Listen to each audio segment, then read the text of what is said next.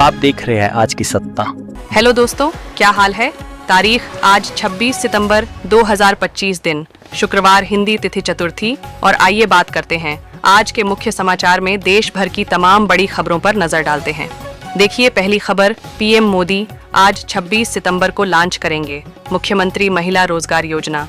और इस योजना का लाभ बिहार राज्य की 75 लाख से भी ज्यादा महिलाओं को मिलने वाला है। आज सुबह 11 बजे वीडियो कॉन्फ्रेंसिंग के जरिए बिहार सरकार की इस महत्वाकांक्षी योजना का शुभारंभ करेंगे प्रधानमंत्री नरेंद्र मोदी।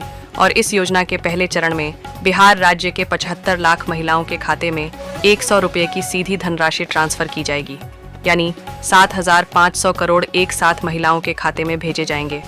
महिलाओं को स्वरोजगार शुरू करने और आत्मनिर्भर बनाने के लिए बिहार सरकार की यह नई योजना शुरू की जा रही है ना। और भी ज्यादा डिटेल आप देख सकते हैं इस बारे में। और चलिए अगली खबर देखिए। अब आपके पेमेंट और भी सुपर सिक्योर होंगे। आरबीआई का यह नया नियम आपको डिजिटल पेमेंट में ज्यादा सिक्योरिटी सुरक्षा कवच देगा। दरअसल भारतीय रिजर्व बैंक आरबीआई की तरफ से डिजिटल पेमेंट ऑथेंटिकेशन के लिए नए दिशा निर्देश जारी किए गए हैं और बैंकों को आदेश में कहा कि अगर बिना ऑथेंटिकेशन कोई ट्रांजैक्शन हो गया तो ऐसे केस में ग्राहक को हुए नुकसान की पूरी भरपाई बैंक को करनी होगी।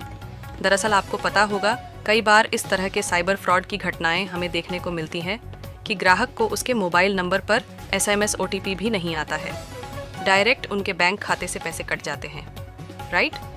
तो अब आरबीआई ने कहा कि एसएमएस ओटीपी से इतर भुगतानों को प्रमाणित करने के लिए यह नए नियम अप्रैल 2026 से लागू होंगे, अगले साल अप्रैल से। और इन नए नियमों में आरबीआई ने जो ऑर्डर जारी किया उसके मुताबिक यह स्पष्ट कर दिया कि अगर 2F यानी 2 फैक्टर ऑथेंटिकेशन या एसएमएस ओटीपी का उपयोग किए बिना ग्राहक के बैंक खाते से ट्रांजैक्शन हो जाता है तो ऐसे नुकसान की भरपाई अब बैंकों को करनी होगी। चाहे किसी भी तरीके का 2 स्टेप ऑथेंटिकेशन यूज करें, लेकिन बैंकों को ये प्रॉमिस, ये सिक्योरिटी ग्राहकों को देनी होगी, है ना। चलिए अगला अपडेट देखिए। टैक्स पेयर्स को बड़ी राहत मिली है। ऑडिट रिपोर्ट भरने की आखिरी तारीख बढ़ा दी है सीबीडीटी की तरफ से इनकम टैक्स पेयर्स के लिए। ऑडिट रिपोर्ट की तारीख में 1 महीने की बढ़ोतरी कर दी। अब 31 अक्टूबर तक फाइल कर पाएंगे। ऑडिट रिपोर्ट यानी लेखा परीक्षा की रिपोर्ट दाखिल करने की अंतिम तिथि बढ़ाई गई आयकर विभाग द्वारा। दरअसल व्यापारियों कारोबारियों ने मांग की तो उसके बाद राजस्थान हाईकोर्ट ने आदेश दिया। उसके बाद सीबीडीटी ने यह नोटिफिकेशन जारी किया है ना। और वहीं देखिए दोस्तों, एक रिपोर्ट सामने आ रही है कि आयकर यानी इनकम टैक्स और जीएसटी कटौती से भारत के कंज्यूमर सेक्टर में सुधार के संकेत दिख रहे हैं।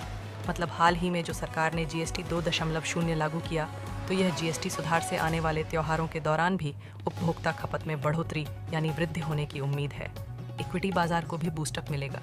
रोजमर्रा की कई सारी चीज़ें इन जीएसटी कटौती से जो सस्ती हुई हैं, तो आम आदमी ज़्यादा खरीदारी करेगा, पैसों को ज़्यादा खर्च करेगा, है ना। और देखिए खर्चे को लेकर यह रिपोर्ट भी सामने आ गई कि जीएसटी 2.0 लागू होते ही दिल खोलकर खरीदारी करने लगे हैं लोग बाग। क्रेडिट कार्ड का खर्च 5,000 करोड़ से बढ़कर 25,000 करोड़ हो गया।